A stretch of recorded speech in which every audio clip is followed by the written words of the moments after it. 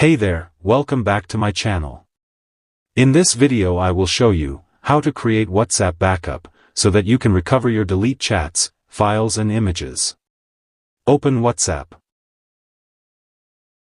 Tap the three dots top right. Go to Settings. Go to Chats. Go to Chat Backup. Now tap on Google account. Here select Google your account, or you can add another Google account to save your backup.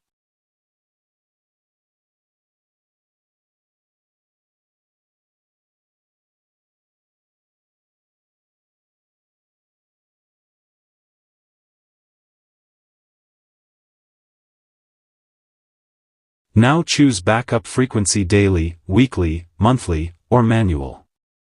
I recommend daily. Turn on include videos if you want media included. If you are a mobile data user, then turn on this option, otherwise the breakup file will not be created. Because by default, backups will only be created when the phone is connected to Wi-Fi. So if you are not using Wi-Fi, only using mobile data, keep the option on.